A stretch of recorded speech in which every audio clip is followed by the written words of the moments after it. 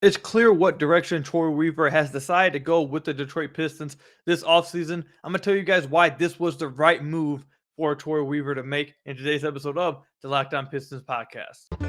You are Locked On Pistons, your daily Detroit Pistons podcast. Part of the Locked On Podcast Network. Your team every day.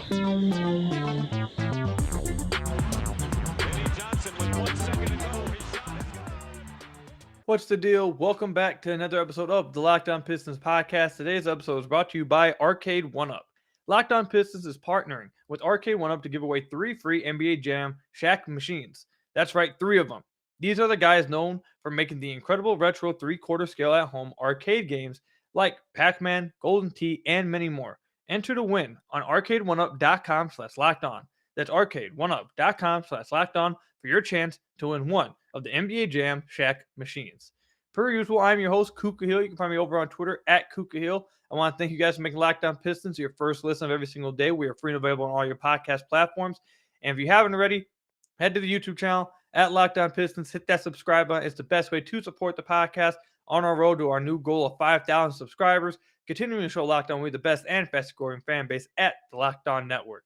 So, guys, this has been a hectic offseason already for the Detroit Pistons. And we're going to talk about later in the episode how there's rumors saying that the Pistons aren't done. They're still actively in the trade market and people expect them to make another move. We'll talk about that a little bit later. But it's already been a hectic offseason for the Pistons. They moved Jeremy Grant. They brought in a few young guys. They've ate a few contracts to get some more future assets. The season just ended 2 weeks ago, and the Pistons just didn't wait at all. They just got right at it, man, and just went crazy with it. And I know there's a little bit of an argument amongst the Pistons community about which direction should the Detroit Pistons go in this offseason. And when I say that, I mean, should they go to and try surround these guys, try go win now kind of thing, pay big for Miles Bridges or pay big for DeAndre Ayton, or bring in a bunch of guys who will help you compete right now and win and push for a playing spot and show this big improvement? Or do you swallow some contracts, get some more assets, or trade Jeremy Grant in this past draft and try to get another first round pick, try to get some more future first round picks, try to get some more young guys, head into another year of development, and then have next year more assets, more picks in that draft with the ability to try to do something next year's free agency. So basically, either go through another developing, rebuilding season, or try to go for a win now, try to push for a play-in spot this season. I know people don't like losing. Fans don't like losing at all. Trust me, I don't like watching the Pistons lose either. Like, I'd like to see the Pistons win. However, the direction that Troy Weaver has decided to go is 100% the right direction for the Pistons to go. And that direction he chose is not going after any free agent, big time free agent that is, in this year's free agency class by, like I said, Miles Bridges, DeAndre Ayton, Jalen Brunson. Doesn't look like he's going to be going after Colin Sexton or any of these guys, foregoing all of those guys, and instead building up more assets in your treasure chest by getting, for example, Jalen Duren with that extra pick in the first round. He already got Jaden Ivey, but Duren was the extra pick he acquired. You got a few future second-round picks. He stocked up on second-round picks. They got their own second-round pick back, and they took on salary to get these picks. So the Pistons went from having around $60 million, $56 million in cap space, and they already have wiped out nearly a third of, or more than 2/3 of that by taking on Nerlens Noel, Alec Burks, and Kemba Walker's contracts. And I think what's really cool about those moves, and we talked about that on the podcast as well, is that these guys, yes, you took them on to get picks, but Nerlens Noel and Alec Burks actually is going to help the team immediately. He did two things at once. He was able to get some assets in the future, get some assets by acquiring Jalen Duren, by swallowing these contracts, but these contracts also are players who will be able to help you in the immediate future and actually help the Pistons put up a competent team on the floor. And both of those contracts we talked about in the last episode, we talked about in depth, but those contracts are both expiring contracts. So while the Pistons are seemingly, I don't think they're just flat out tanking, but it's like a semi, we don't really care about winning. it's kind of a tank, but we're not going out of our way to purposely lose, like that kind of thing. Kind of like the first season and really last season with the Pistons. They didn't look like they were just out there purposely tanking, but they weren't good enough. I feel like that's what they're going for again this year, to get another top pick in next year's loaded draft class. That really, if you land in the top 10 somewhere, top 7 in next year's draft, you're cashing out. And obviously, it seems like the Pistons are going to be in the Victor Wembanyama sweepstakes. The dude looks like he's going to be like one of the best prospects of all time. But either way, this move that the Pistons are that Troy Weaver has decided, the direction that he's decided to go in, 100% was the right one. This team is not ready yet.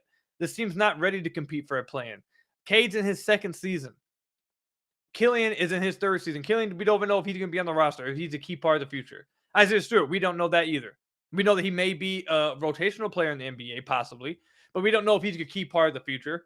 Saddiq Bey is the only other guy who's proven that he could possibly be a part of the future, and that's as like a fourth starter, which is good. Again, which is good. I don't want you guys trying to twist this, but the Pistons don't have a lot of assets. They don't have a lot of talent. They don't have a lot of guys. They don't have a bunch of a lot of young core guys who are ready right now. These guys still need to be developed. Killian's 20. Isaiah Stewart, 20, 21. Cade, again, is in his second season. These guys are not ready yet.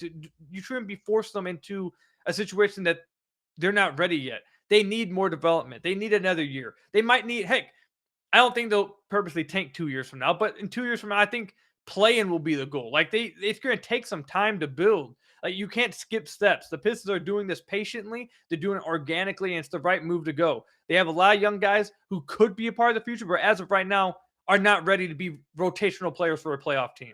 And that's fine. Just let them grow, develop them, surround them with nice veteran guys that will help them be competent on the floor, but also will help them in the locker room, help them improve, help teach them all those kind of things, and just be okay with that. And while doing that, keep your cap flexibility open in the future. Do not swallow any long-term big-time contracts. Don't go out there and hand out a contract to a guy that basically, once you make that move, once the Pistons make a move like that, once they sign a big guy to a free agent, whoever it is, that's basically what you're locked into, because then the rookie extensions are going to start coming in. So once they make that move, whether it's through a trade or in signing, that's what you're locking into, really. Like, you can make some other moves, but most of the time, that's what you're locking into. The Pistons are not in a position right now to lock into something. They don't know anything about their team, really. They know they have a young core. They know they have a bunch of young guys who have a chance to be a part of a big core for the Pistons. But only Cade and maybe Saddiq have proven that they will be. All the other guys are question marks. Even Jalen Duren and Jaden Ivey. We haven't even seen them play yet. So let them develop. Take another year. They're extremely young. Let them develop. Win-loss doesn't matter this next season. It's just about getting better and growing together. And I think Troy Weaver obviously has made it clear that that's his plan. I told you guys the last few weeks that that's why I wanted the plan to be. I'm happy that that's the case because, again, this team's not ready. They have a franchise guy eventually. They have a bunch of promising young guys that could be a part of something. And soon enough, they'll be ready. Soon enough, they'll be ready, and it'll be fun to see them win games. But you guys have to be patient. It's not yet. They're not ready. These guys are simply not ready to win yet. That's fine.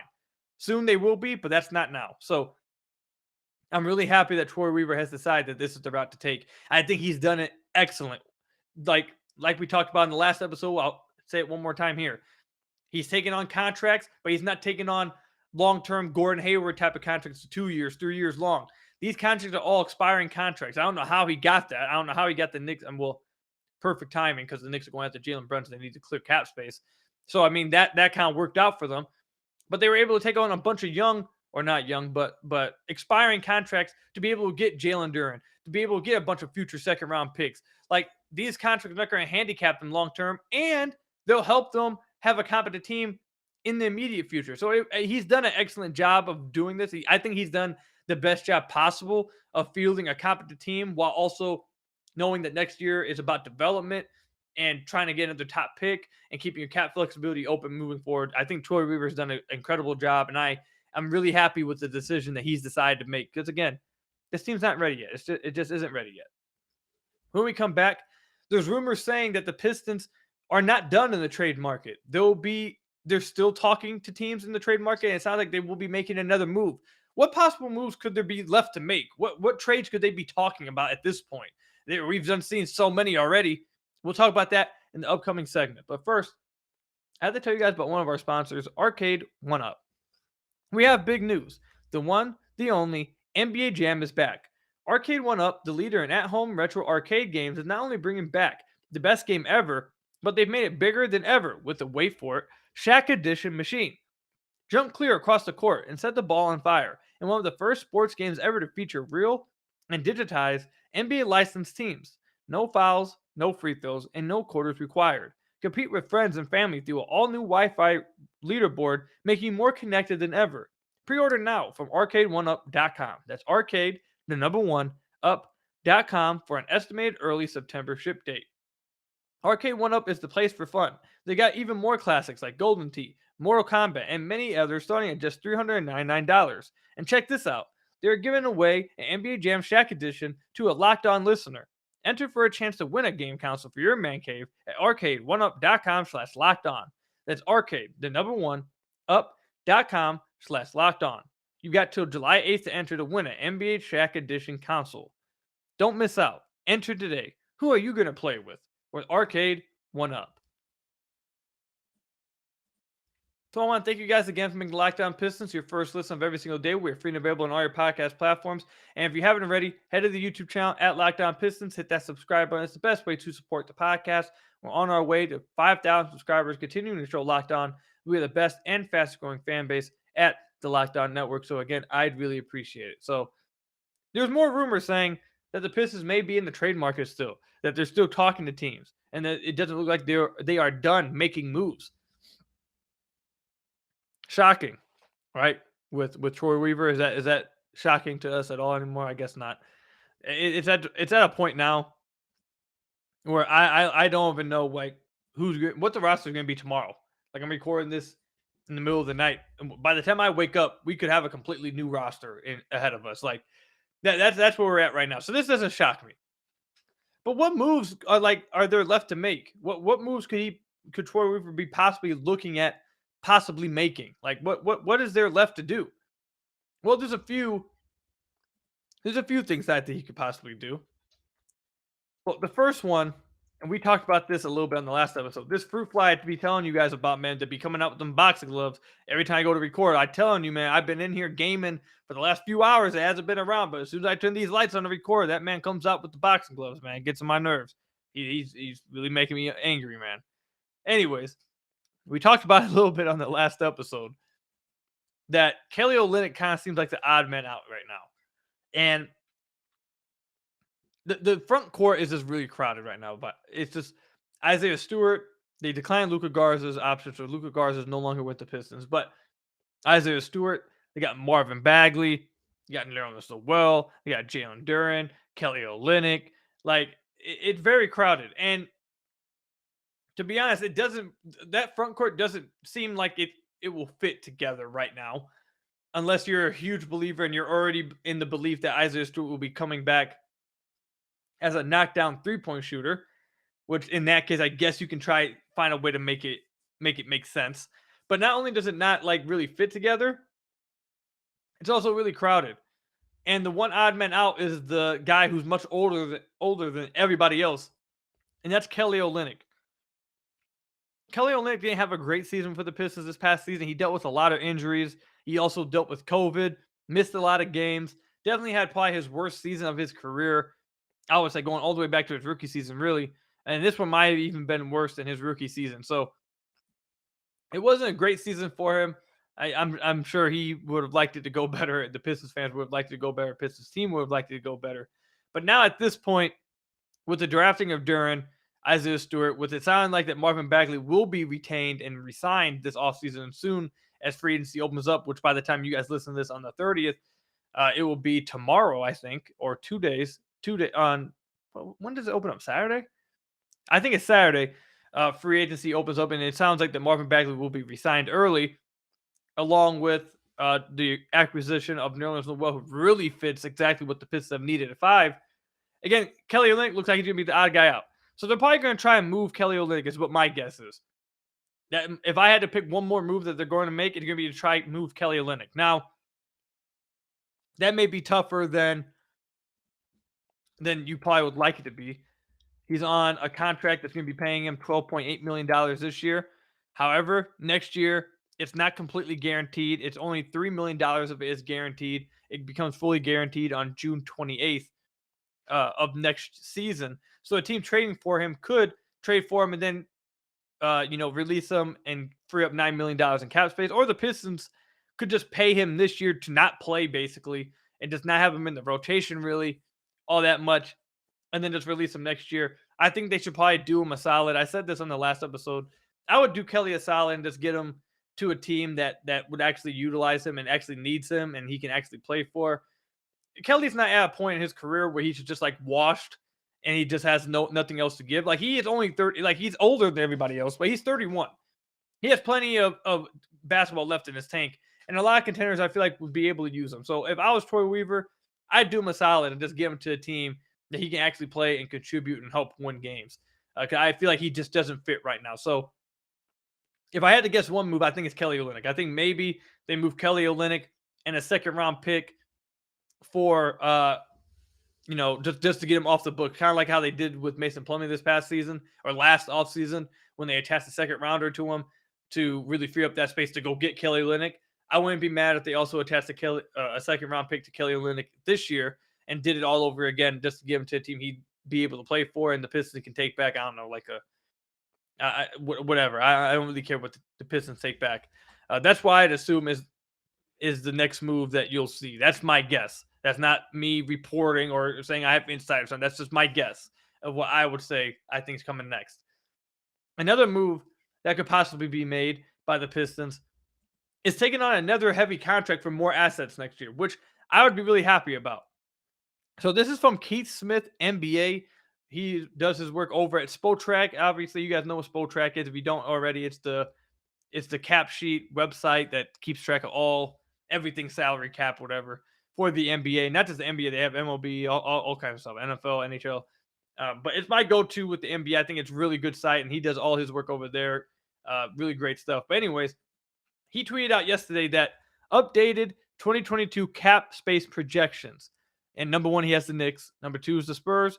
Number three is the Magic. Number four, the Pacers. And number five is the Detroit Pistons. So right now, they are projected to have $21.3 million open in cap space right now. But that's assuming that's taking away Marvin Bagley's cap hold that he has on right now. And that's before re-signing Marvin Bagley. Now, if they re-sign Marvin Bagley, that obviously eliminates a lot of his cap hold. His cap hold is huge. I don't have it right in front of me right now, but I believe his cap hold is $28 million right now on the books for the Pistons. I believe that was the cap hold I saw. But either way, yeah, $28.2 million is his cap hold. So the Pistons right now have not renounced his rights, but if they wanted to go out there and make a move, they could just simply either renounce his rights or resign him to a cheaper deal, which they're 100% going to do. Cheaper deal than $28 million. So they're projected with, before the whole Marvin Bagley situation, with $21.3 million. And that's enough for them to go out and absorb another contract from a team that's trying to make a move in free agency. Who knows what will happen? I wouldn't be shocked if they did that. They could possibly be a third team in a big time trade for, I don't know, maybe DeAndre Ayton, or I was going to say like Kyrie Irving or something, but Kyrie is already, his little fiasco is over with. But you guys get what I'm saying. Any team that tries to make a big trade just needs to offload salary to get salaries that match. The Pistons could be one of the teams that takes on the big salary to make it work, and they can take like a first round pick with it for helping or something, or a second round pick for helping. I can see that happening too. So those are my two biggest guesses of what's going to happen. Kelly Olynyk gets moved. They try to get him to a spot that actually works for him. Or two, they take on some more salary to get more assets, since they have $21 million before they resolve the whole Marvin Bagley situation. So that's what I believe is going to happen. I wouldn't be shocked if something else happened. Again, Troy Weaver has proven to me that I can't expect or predict anything with this dude. This dude is just crazy. He's constantly making moves. I'll tell you guys this much, actually, and then we'll move on to the final topic. I like having Troy Weaver as the GM simply because he's not a boring GM. Like I love that. Like whether it's good, bad, like if it's bad, obviously we won't be happy about it. But in the general sense, he gives you stuff to talk about. He keeps the Pistons entertaining. He keeps the Pistons in the news. He's constantly doing stuff and keeps us talking, gives us something to talk about and look forward to. It's fun that the Pistons are always in the news. It's fun that the Pistons are always making trades and constantly doing multiple moves to get to the end goal. Like they don't just do one trade here and one trade there. No, they do like back to back to back trades to eventually get the goal of what originally was the goal from the first trade. Like it's crazy. So I'll appreciate him for that because it definitely keeps the Pistons fun and keeps there a reason to talk about them. So it's a lot more fun than back when, like, I might not even be right by this, but when I was a kid, I remember always being mad that the Pistons never made any moves. That it was always so boring when Joe Dumars was GM. And when I was a kid around like the early 2010s. I don't even know if that's a correct statement to say. I don't know if Joe Dumars actually did make a lot of moves, but I just remember being a kid like, why don't the Pistons ever do anything? This is fun, though. This is fun with Troy Weaver. He's always doing stuff. It's fun. When we come back, though, we're going to talk about what happens if Jaden Ivey does not start. Do we expect Jaden Ivey to start for the Pistons? And if he doesn't, is that really a bad thing? Is that an awful thing? Should we all be mad? We'll talk about that in the upcoming segment. But first, I had to tell you guys about one of our sponsors, Sakara. Feeling your best starts with what you eat. Sakara helps you live a healthy, balanced lifestyle and truly enjoy it with delicious, plant-rich, transformational nutrition that builds a foundation for living in your best body. Looking and feeling your best shouldn't feel like deprivation. Instead, choose joy and abundance.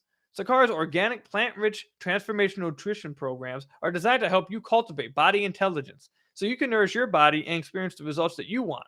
Sakara is a wellness company anchored in food as medicine on a mission to nourish your body through the power of plants. Sakara gives you the tools that you need to transform your life with their organic, ready to eat, meal delivery program and functional wellness essentials.